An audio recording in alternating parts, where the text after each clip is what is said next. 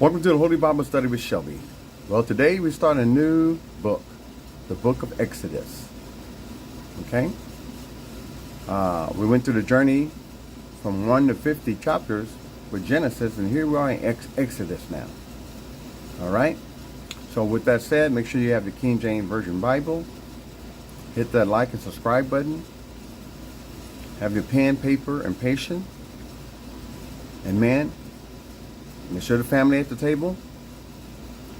And the new book, Exodus.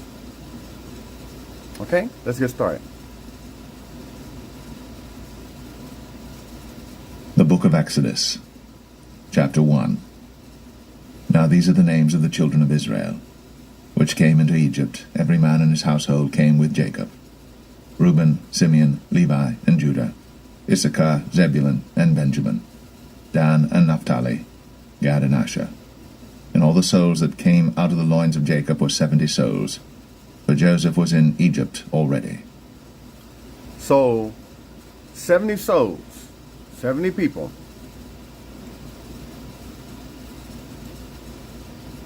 And they came into Egypt. It's only 70. I'll keep this number in mind. Only 70. 70 people. Okay? Keep that number.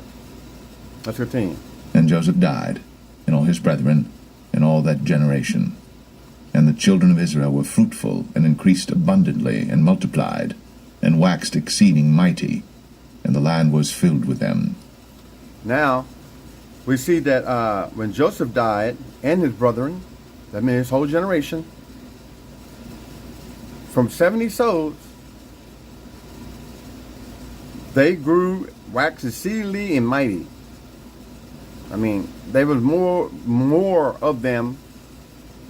I mean, because we talking about the land of Egypt, and you got to take in mind, I would say about maybe 60 to 70 years later after Joseph died, there's a lot of people, Israel had a lot of babies to wax this, increased by abundantly in multitude. I mean, that was a lot of people. Went from 70 to a whole lot more, and we're going to find out. Let's continue. Now there arose up a new king over Egypt, which knew not Joseph. Now we have a new king.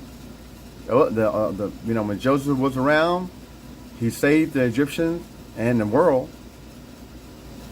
And, with the 7-year famine, and Pharaoh made him in second command. Well, Joseph is dead now, and this particular Pharaoh that was along with Joseph also died. So, after a period of long time, this people forgot whatever the last Pharaoh did, allowed, and also what Joseph did. They don't have no more remembering about that. Their mind, their thing now. Well, let's do the next verse. And he said unto his people, Behold, the people of the children of Israel are more and mightier than we. Notice it say, more and mightier. So, I would say about 70 years later, after Joseph died, because 70 seemed to be significant in the Bible. Don't hold that locked in, But it was a quite significant period of time for these people to grow more than the Egyptians. And let's find out what happened. Come on, let us deal wisely with them, lest they multiply.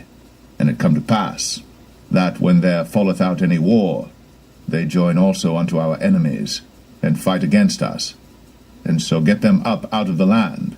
So this king is saying, let's go deal with them. Okay, because it's way too many of them, and now this king is concerned that, hey, there's so many of them, and plus if they join some other enemies of the Egyptians, they wouldn't even have a chance. So they wanted to address this problem. Let's continue. Therefore they did set over them taskmasters, to afflict them with their burdens, and they built for Pharaoh treasure cities, Pithom and Ramses. But the more they afflicted them, the more they multiplied and grew. and they were grieved because of the children of Israel. Now, so what did this king do? He made slaves out of them. I mean, he mistreated them, killed some of them, a lot of them.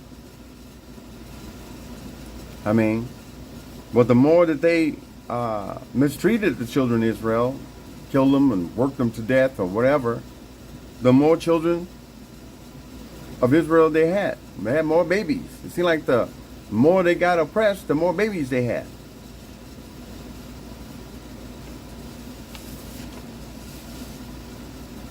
Let's continue.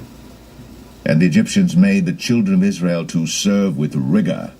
I mean, they made them work, they worked them like dogs, sun up to sundown.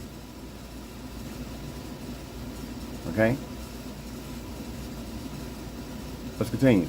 And they made their lives bitter with hard bondage in mortar and in brick and in all manner of service in the field. All their service wherein they made them serve was with rigor. They worked them to death. Okay? Let's continue. And the king of Egypt spake to the Hebrew midwives, of which the name of the one was Shiphrah, and the name of the other Puah. And he said, When ye do the office of a midwife to the Hebrew women, and see them upon the stools, if it be a son, then ye shall kill him. But if it be a daughter, then she shall live. Now, let's talk about this for a minute. Now this king is trying to do it like a genocide here. He's telling the Egyptian women, when these Hebrew Israel women have babies, if it's a male, I want you to kill him. Keep the girls, but the boys, kill them. See, this is where Satan already knew God's plan from day one. And from day one, he tried to get in the way of God's plan. In the Garden of Eve, he tried to do the same thing. He deceived Adam and Eve. And then, I mean, here we are. He's trying to, once again, kill off all the children of Israel males before they're even born. Because through the children of Israel, Jesus was going to come through their lineage. Through Judah, one of the brothers. Okay? Let's continue. And he tried to get these women to kill these babies, these baby boys. But let's just see what happened. But the midwives feared God, and did not as the king of Egypt commanded them, but saved the men children alive. Now, the Egyptian midwife, they said, they didn't want to be a part of that because they believed in the children of Israel God. They didn't walk around talking about it, but in their mind, they feared this God. Okay, let's find out what happened. And the king of Egypt called for the midwives, and said unto them, Why have ye done this thing, and have saved the men children alive? And the midwives said unto Pharaoh, Because the Hebrew women are not as the Egyptian women, for they are lively, and are delivered ere the midwives come in unto them. So, this Pharaoh was hot. I told you to do something, you didn't do it. Why? Because they didn't tell them, because we feared their God. Because they probably got killed. No, they said, no, these Hebrew women, which are Israel women, they can have babies by themselves. They're having them by themselves. They don't need us. That's the excuse they used anyway. But yeah, them women, Hebrew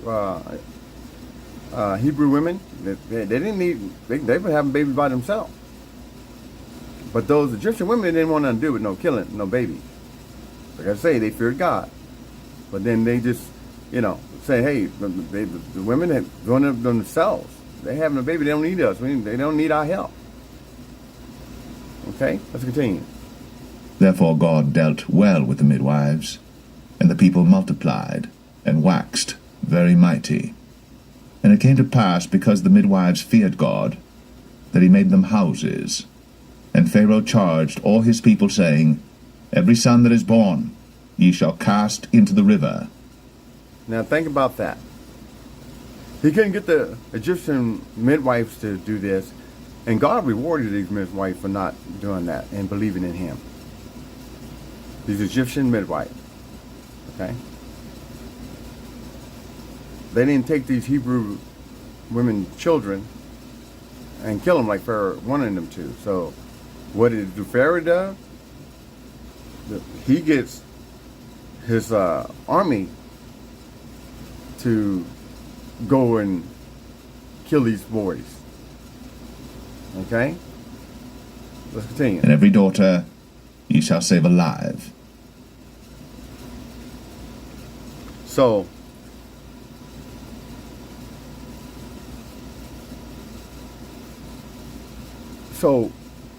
Pharaoh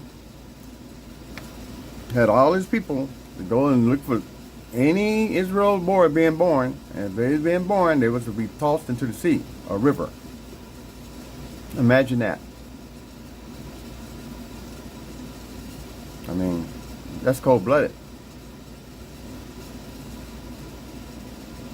So we know there was a lot of babies was killed. But we'll find in the next chapter what happened. And we're going to be introduced to a certain person. So I encourage you to go back and get your own understanding and with this chapter, and be ready for chapter 2, because we have somebody special coming on the scene. Because like I said, the devil's always trying to interrupt God's plan. Okay? He wanted all the boys killed. Well, if you kill all the boys, the Egyptian would have been with the women, and the boys would have been nothing but Egyptians. They would have killed off the children of Israel. But it didn't happen. Okay? So until next time, Exodus chapter 2 next time. We're looking forward to going through this journey with you. Until then, be safe, be happy, and thank you for your time.